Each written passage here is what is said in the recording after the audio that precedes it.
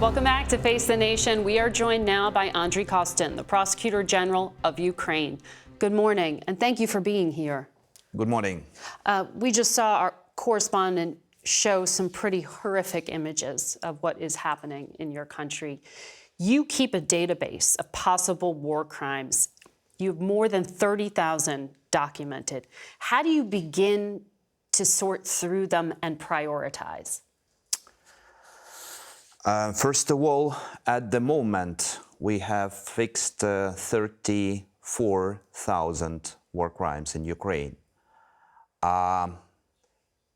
When we are talking about prioritization, of course, the cases like we see today and yesterday and days before of war crimes committed in Kharkiv region, including the Izium, of course, such cases are our priority.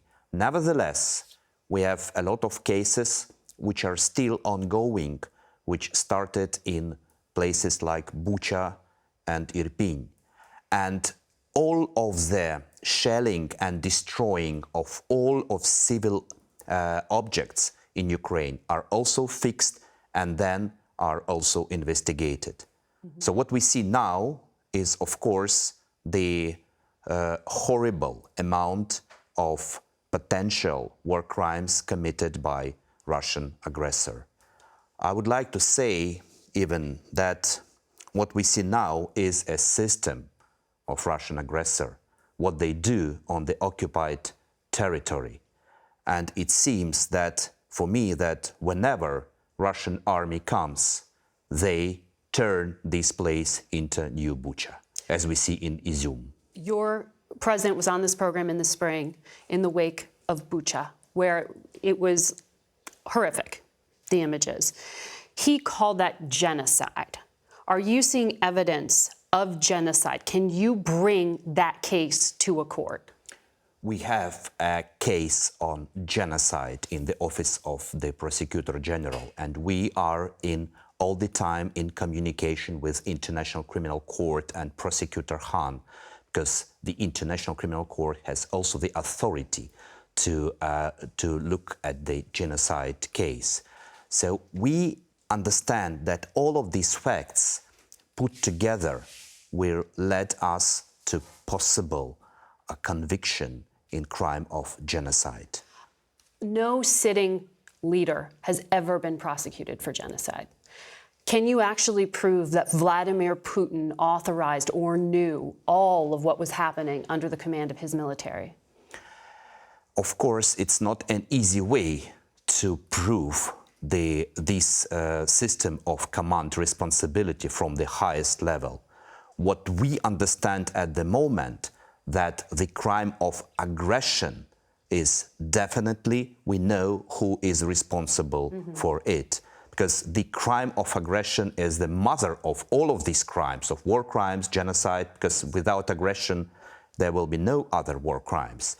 And for that reason, for the crime of aggression, the highest politically and military leadership should be prosecuted and should be punished.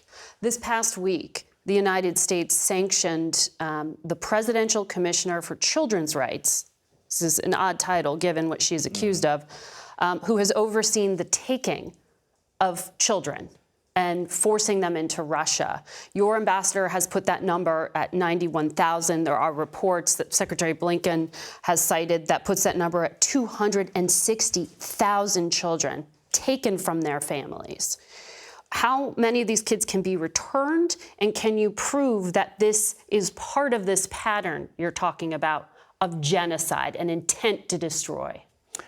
We definitely understand that the kidnapping and forcibly moving of our children, of the future of Ukrainian nation, forcibly sent to Russia, is, of course, from my point of view, is an element of potential genocide. I will tell you that at the moment we have more than 50 children, only 53, 55 children returned to Ukraine. Some of them now are in a safe place in Europe. But the number which we in the Office of Prosecutor General have is thousands and thousands of children for which we have exact evidence that they were kidnapped and forcibly sent to Russia. We identified now more than 5.5 thousand children who were kidnapped and sent to Russia, because in our office, we need to identify definitely. Okay, and the United States has now pointed that finger, right at the Kremlin. I want to ask you about sex crimes and sexual assault and rape. There have been some horrific accounts: women chained and basements, children who are attacked. I don't even want to recite half of what I read yesterday.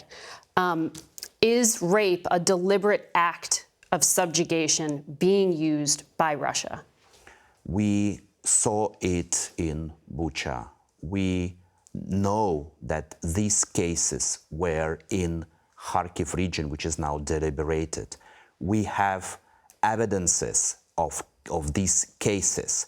The most important is to find out proper evidences and to fix them properly. What I did at the moment now, I created a special unit in the Prosecutor Office General for the sexual violence crimes, and we have a specific team of prosecutors who are well trained for this category of crimes.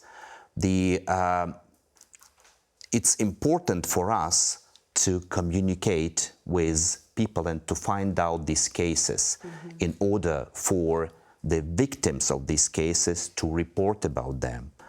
And for this reason, we also are in close contact with our colleagues in European countries, where a lot of people Ukrainians who fled to Europe, some of them could be victims or witnesses of sexual violence crimes. And we are now communicating, trying to find also these cases.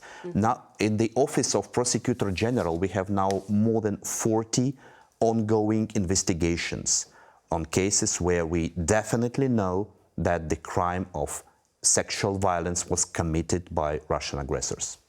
Sir, thank you for your time today, Mr. Prosecutor General. Thank you. Good luck to you.